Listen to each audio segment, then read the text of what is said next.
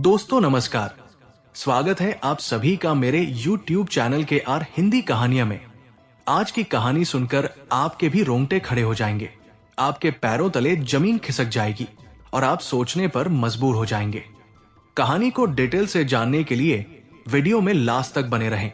तो चलिए कहानी को शुरू करते हैं। ये कहानी है उत्तर प्रदेश के मेरठ जिले की। इसी मेरठ जिले में एक थाना लगता है ब्रह्मापुरी।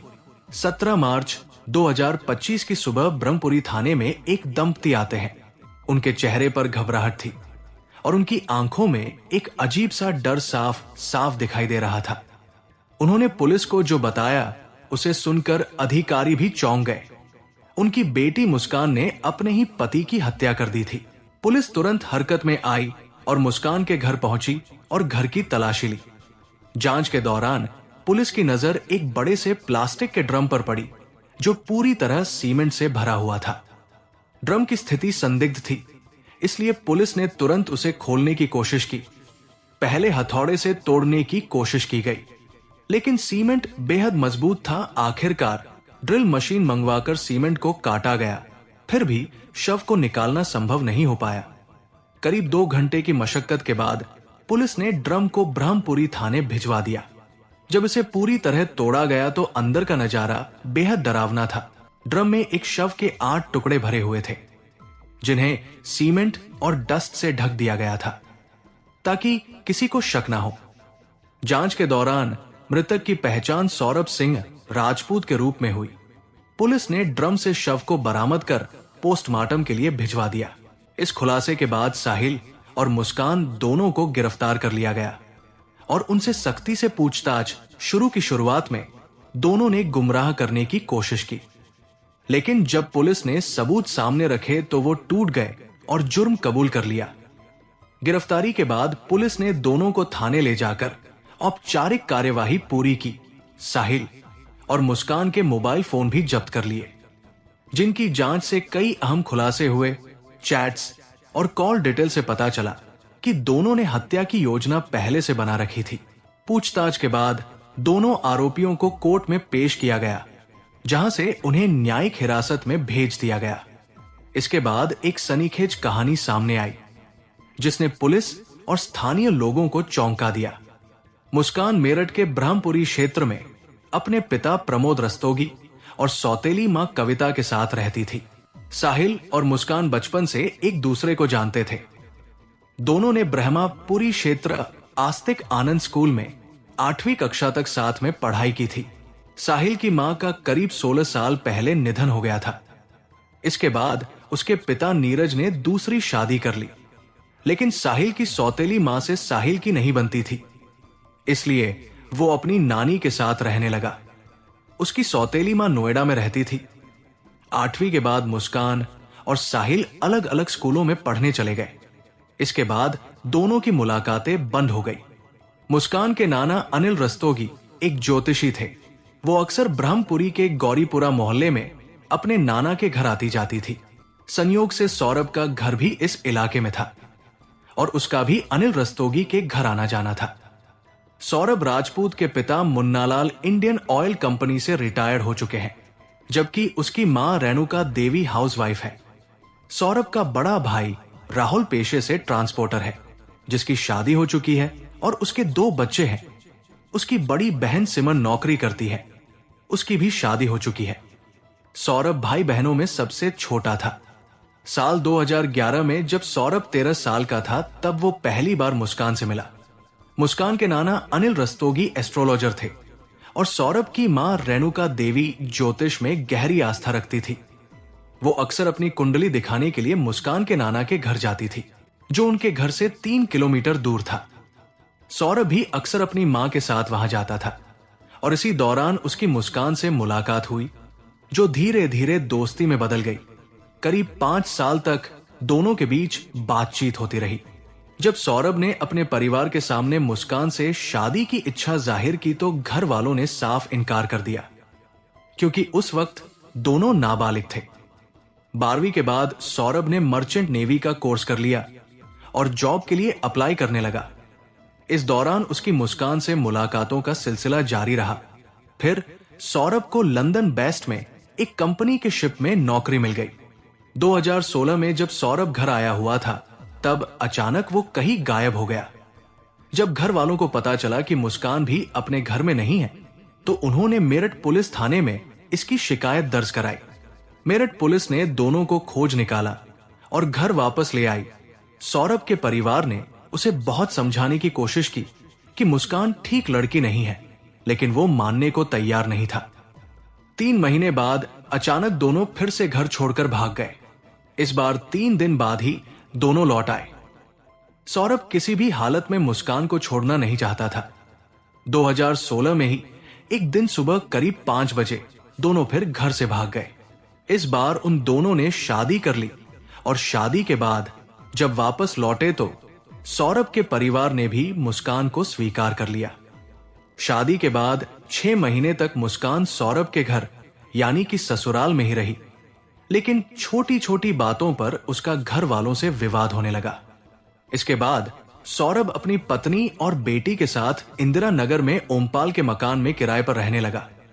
सौरभ, मुस्कान और उनकी बेटी पिछले 3 साल से इंदिरा नगर में ओमपाल के मकान में रह रहे थे। 2019 में मुस्कान और सौरभ की बेटी पीहू का जन्म हुआ है। इसके कुछ समय बाद सौरभ लंदन चला गया और वहां अपने दोस्त के साथ एक बेकरी में सेल्स मैनेजर की नौकरी करने लगा। मुस्कान फोन पर सौरभ से बातचीत करती थी और वीडियो कॉल के जरिए बेटी को उससे मिलवाया करती थी। इसी दौरान मुस्कान की जिंदगी में फिर से साहिल की एंट्री होती है। एक स्कूल व्हाट्सएप ग्रुप के जरिए मुस्कान और साहिल की बातचीत फिर से शुरू हुई। धीरे धीरे दोस्ती गहरी होती गई और दोनों पर्सनल चैट करने लगे। यह रिश्ता धीरे धीरे प्रेम संबंध में बदल गया। मुस्कान को घर में कोई रोकने टोकने वाला था नहीं, इसलिए वो साहिल को अपने घर बुलाने लगी। सौरभ की गैर मौजूदगी में मुस्कान और साहिल के बीच नजदीकियां बढ़ती गई।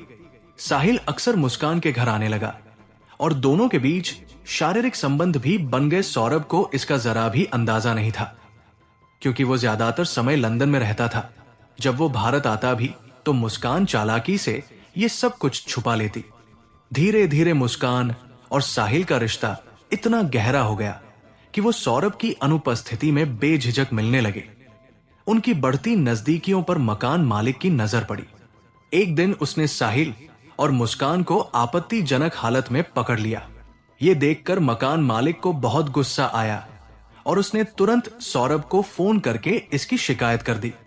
जब सौरभ को इस बारे में पता चला, उसने उसी वक्त मुस्कान को कड़ी फटकार लगाई और 2021 में तलाक के कागजात तैयार करा लिए थे।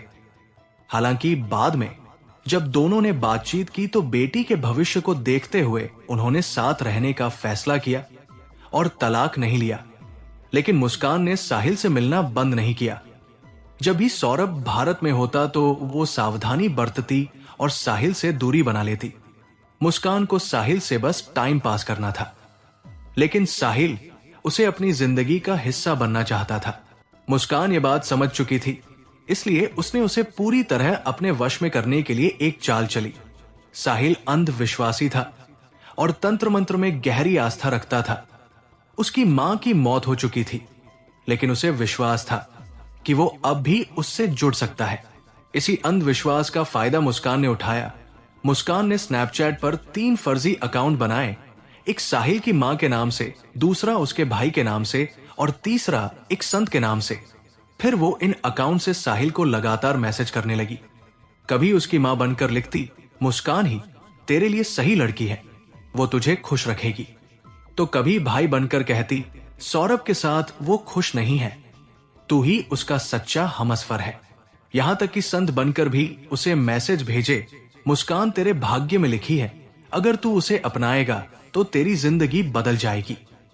साहिल, जो पहले से ही तंत्र मंत्र और आत्माओं पर विश्वास करता था, इन मैसेज को सच मान बैठा। उसे लगा कि वास्तव में उसकी मां और बाकी आत्माएं उसे इशारा दे रही है।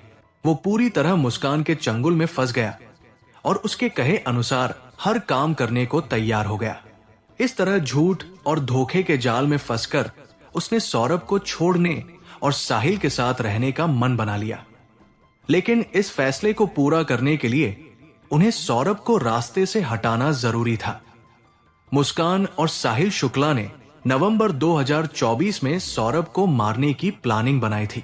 इसके लिए उन्होंने नवंबर में ही गांव-गांव जाकर ये पता किया था कि जानवरों के मरने पर उसे कहां दफनाया जाता है, ताकि हत्या करने के बाद वो सौरभ की लाश को वहां दबा सके और किसी को इसका भनक भी ना लगे। 22 फरवरी 2025 को मुस्कान ने अपनी साजिश को अंजाम देने की पहली सीढ़ी चढ़ी। उसने शारदा रोड स्थित एक डॉक्टर के पास जाकर खुद को डिप्रेशन का मरीज बताया और नींद की गोलियां लिखवाई। क्योंकि बिना डॉक्टर के पर्चे की नींद की दवाइयां नहीं मिलती है, उसने डॉक्टर की सलाह का सहारा लिया। लेकिन मुस्कान यही नहीं रुकी। उसने गूगल पर सर्च कर कुछ और नशे और नींद की गोलियों के शाल देखे और चालाकी से डॉक्टर के पर्चे पर खुद ही उन्हें जोड़ दिया। फिर वो साहिल के साथ खैर नगर पहुंची और वहां से भारी मात्रा में नींद और नशे की गोलियां खरीद ली। अब सौरभ को मारने का पूरा प्लान तैयार हो चुका था। हत्या को अंजाम देने के लिए दोनों ने शारदा रोड से 800 रुपए के 2 बड़े मीट काटने वाले चाकू खरीदे। 300 में एक तेज उस्तरा लिया और पॉली बैग भी ले लिया ताकि डेड बॉडी के टुकड़े किए जा सके। अब सिर्फ इंतजार था उस घड़ी का जब सौरभ खुद मौत के दरवाजे तक चला आएगा। मुस्कान जानती थी कि सौरभ अपनी बेटी का जन्मदिन मनाने के लिए जरूर आएगा। वो बेसब्री से 24 फरवरी का इंतजार करने लगी। 24 फरवरी 2025 की रात सौरभ अचानक बिना बताए घर लौटकर वो मुस्कान को सरप्राइज देना चाहता था। उसे खुश देखना चाहता था। उसकी पत्नी का जन्मदिन आने वाला था और वो उसके साथ कुछ खास पल बिताना चाहता था। 25 फरवरी को उसने बड़े प्यार से मुस्कान का जन्मदिन मनाया। उसने सोचा कि सब कुछ ठीक चल रहा है। 2 दिन बाद 28 फरवरी को उसने अपनी बेटी पीहू का जन्मदिन भी धूमधाम से मनाया। घर में खुशियों का माहौल था, लेकिन सौरभ को अंदाजा भी नहीं था कि ये पल उसकी जिंदगी की आखिरी खुशी के पल है। 3 मार्च को सौरभ अपनी मां रेणुका के घर से लौकी के कोफ्ते की सब्जी लाया था। उसने कोफ्ते गर्म करने के लिए मुस्कान को दिए। मुस्कान ने सब्जी में नींद की और नशीली दवाइयां मिला दी। रात 9:30 बजे सौरभ और मुस्कान ने साथ बैठकर डिनर किया। सब कुछ नॉर्मल लग रहा था। फिर 10:30 बजे सौरभ सोने चला गया। मुस्कान ने जाकर देखा वो होश में था, लेकिन 11:30 बजे तक वो पूरी तरह बेहोश हो चुका था। यही वो मौका था जिसका साहिल और मुस्कान इंतजार कर रहे थे। मुस्कान ने फौरन साहिल को फोन करके कहा, अब जल्दी आ जाओ, सौरभ बेहोश हो चुका है। रात 1 बजे साहिल इंदिरा नगर स्थित मुस्कान के घर पहुंचा। दोनों बेडरूम में गए साहिल ने पहले ये पक्का कर लिया कि सौरभ बेहोश है या नहीं। जब पूरी तसल्ली हो गई तो वो किचन में गया और वहां से मीट काटने वाले 2 बड़े चाकू निकाल आया, जिन्हें पहले ही खरीदा गया था। अब बारी थी आखिरी बार की साहिल ने मुस्कान से कहा, यह काम तुम्हें ही खत्म करना होगा। सौरभ का वध तुम्हारे हाथों से ही होगा। मुस्कान झिझक रही थी, इसलिए साहिल ने पहले उसे चाकू पकड़ने का सही तरीका और हमला करने का पैटर्न सिखाया। दोनों 20 मिनट तक इसे प्रैक्टिस करते रहे। फिर उन दोनों ने गांजा पिया ताकि डर खत्म हो जाए। साहिल बार बार मुस्कान को समझा रहा था, ये सही कर रही हो, अब नई जिंदगी शुरू होगी। गांजे के असर में मुस्कान का दिमाग सुन्न हो था। उसने कमरे का कूलर ऑन कर दिया ताकि कोई आवाज बाहर न जा सके। फिर उसने चाकू उठाया और सीधा सौरभ के दिल पर रख दिया। साहिल ने मुस्कान के हाथों को पकड़ा और दोनों ने मिलकर चाकू को सीने में उतार दिया। सौरभ हल्का सा हिला, लेकिन बेहोशी के कारण उसकी चीख नहीं निकल पाई। खून तेजी से बहने लगा। रिस्क लेने का सवाल ही नहीं था, इसलिए एक एक करके साहिल ने 3 और वार कर दिए। अब सौरभ की सांसें थम चुकी थी। अब बारी थी लाश ठिकाने लगाने की। मुस्कान ने सौरभ के पैर पकड़े और साहिल ने हाथ। दोनों मिलकर उसे बाथरूम में ले गए। साहिल ने सबसे पहले सौरभ का गला काटा। मुस्कान दरवाजे पर खड़ी होकर ये सब देखती रही। फिर साहिल ने सौरभ के हाथ पैर काटे और पैकिंग बैग लाने को कहा, जो कुछ दिन पहले ही मुस्कान ने ऑनलाइन बैग्स मंगवाए थे। वो दौड़कर बैग ले आई और दोनों ने मिलकर सौरभ के टुकड़े उस बैग में भर दिए। साहिल ने दोनों हाथ काटकर शरीर से अलग कर दिए थे। फिर मुस्कान के साथ मिलकर लाश के टुकड़ों को बैग में पैक करने लगा। सिर और दोनों हाथ को एक छोटे बैग में रखा, जबकि धड़ और पैरों को एक बड़े बैग में भर दिया। अब सबसे जरूरी काम था खून के निशान मिटाना। मुस्कान पहले ही 10 किलो ब्लीचिंग पाउडर ऑनलाइन मंगवा चुकी थी। दोनों ने मिलकर बेडरूम और बाथरूम की सफाई शुरू कर दी। खून के धब्बे मिटाने में करीब 2:30 बजे तक का वक्त लग गया। रात 3 बजे साहिल ने धड़ और पैर वाला बड़ा बैग बेडरूम के बेड बॉक्स के अंदर छुपा दिया। ऊपर से कपड़े डाल दिया ताकि अगर कोई देख भी ले तो शक ना हो। फिर सिर और हाथ वाले बैग को लेकर दोनों ब्रह्मपुरी की ओर निकल पड़े। साहिल का घर सौरभ के घर से सिर्फ 800 मीटर दूर था। वहां पहुंचकर दोनों ने राहत की सांस ली और उसी घर में सो गए। 4 मार्च की सुबह करीब 7 बजे साहिल ने मुस्कान से कहा, तुम अब बाजार जाओ, एक ड्रम सीमेंट की बोरी और कुछ डस्ट लेकर आओ। मुस्कान ने कोई सवाल नहीं किया, बस तैयार होकर बाजार निकल गई। सुबह 9 बजे मुस्कान और साहिल ने मिलकर शारदा रोड और घंटा घर से सारा सामान खरीदा और करीब 10:30 बजे सौरभ के घर वापस पहुंचे। इस बार वे साथ में सिर और हाथ वाला बैग भी ले आए थे। घर पहुंचते ही सबसे पहले बेड के अंदर छुपाया गया बैग निकाला, फिर ड्रम में सीमेंट और डस्ट का घोल बनाया। जब घोल तैयार हो गया तो उन्होंने ड्रम को जमीन पर लिटा दिया। पहले उसमें थोड़ा सीमेंट का मसाला डाला, फिर एक एक करके सौरभ के शरीर के टुकड़े उसमें डालने लगे। सिर और हाथ पहले से तकिए के खोल में पैक किए गए थे। जब सारे टुकड़े ड्रम में डाल दिए गए तो दोनों ने उसे सीधा खड़ा कर दिया और ऊपर से सीमेंट और डस्ट का घोल डालकर पूरा भर दिया। फिर ढक्कन लगाकर ऊपर से भी सीमेंट का लेप लगा दिया ताकि ड्रम पूरी तरह सील हो जाए और बदबू भी बाहर ना आए। अब उनकी अगली चाल थी शक से बचना। मुस्कान और सौरभ की एक बेटी थी जिसे मुस्कान ने पहले ही अपनी मां यानी कि पीहू की नानी के पास छोड़ दिया था। फिर मुस्कान ने अपनी मां बाप से झूठ बोला, मैं सौरभ के साथ शिमला मनाली घूमने जा रही हूं, कुछ दिन बाद लौट कर आ जाऊंगी, आप लोग परेशान मत होना। इतना कहकर मुस्कान और साहिल घर से निकल गए जैसे कुछ हुआ ही ना हो। मुस्कान और साहिल ने अपने गुनाह को छुपाने के लिए शिमला जाने का प्लान बनाया। मुस्कान ने 54,000 में होटल और कैब बुक कर ली। फिर दोनों कैब में बैठकर शिमला रवाना हो गए। वहां 13 दिन तक अलग अलग होटलों में रहे, घूमे फिरे और मजे किए। एक दिन मंदिर में जाकर एक दूसरे को वरमाला पहनाई, मानो सब कुछ ठीक हो गया हो। फिर होटल में हनीमून मनाते रहे। साहिल ने चालाकी से एक और प्लान बनाया। उसने मुस्कान से कहा कि सौरभ का मोबाइल अपने साथ ही रखें ताकि किसी को शक ना हो। सौरभ के फोन पर आने वाली कॉल्स को रिसीव नहीं किया, मगर व्हाट्सएप और टेक्स्ट मैसेज पर सौरभ बनकर बात करती रही। वो दोस्तों को नेटवर्क प्रॉब्लम का बहाना बताती या कहती कि मैं पार्टी में हूं, यहां बहुत शोर है, बाद में बात करूंगा। ऐसे मैसेज देखकर सबको यही लगा कि सौरभ और मुस्कान कहीं घूम रहे हैं। शिमला में 13 दिन बिताने के बाद दोनों मेरठ लौट आए। मुस्कान जब अपने मायके पहुंची तो बेटी पीहू पापा से मिलने की जिद करने लगी, तो मुस्कान बहाने बनाने लगी। इस पर मुस्कान की मां को कुछ शक हुआ। आखिरकार मुस्कान ने पूरी सच्चाई बता दी कि उसने और साहिल ने साथ मिलकर सौरभ को मार दिया है और हम दोनों ने मंदिर में शादी कर ली है। यह सुनकर मुस्कान के पिता सीधे ब्रह्मपुरी थाने पहुंचे और पूरी वारदात पुलिस को बता दी। फिर पुलिस ने मुस्कान और साहिल को गिरफ्तार कर लिया। चर्चा तो यह भी थी कि सौरभ के भाई बबलू ने पहले ही पुलिस में शिकायत दर्ज करा रखी थी। मुस्कान के माता पिता को सब कुछ मालूम था, लेकिन उन्होंने चुप्पी साध ही रखी थी। अगर सच्चाई सामने नहीं आती तो आरोपियों को हत्या छुपाने के जुर्म में जेल जाना पड़ सकता था। इसीलिए पुलिस को हत्या की बात बतानी पड़ी। पुलिस को शक है कि इस हत्या के पीछे पैसों का खेल भी हो सकता है। सौरभ के परिवार ने मुस्कान के घर वालों पर गंभीर आरोप लगाए हैं।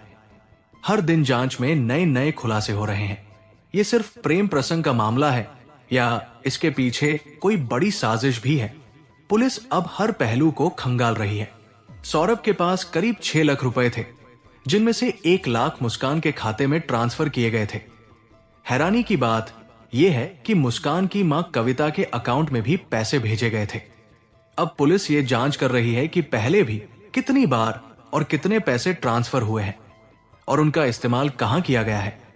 सौरभ के भाई बबलू ने दावा किया कि सौरभ लंदन से लाखों पाउंड लेकर आया था और मुस्कान के परिवार ने उसके पैसों से मकान और आईफोन तक खरीदे। बबलू ने यह भी आरोप लगाया कि मुस्कान के माता पिता इस हत्याकांड में शामिल हो सकते हैं। सच्चाई जो भी हो, लेकिन एक बेगुनाह की जान चली गई। पुलिस हर पहलू की जांच कर रही है और सच्चाई जल्द ही सामने आएगी।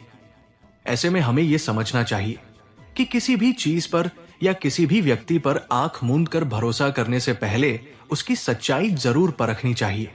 मुस्कान शादीशुदा थी, फिर भी उसने साहिल से संबंध बनाए और अपराध की राह पर चली गई। गलत रिश्ते न केवल आपके बल्कि दूसरों के जीवन को भी बर्बाद कर सकते हैं।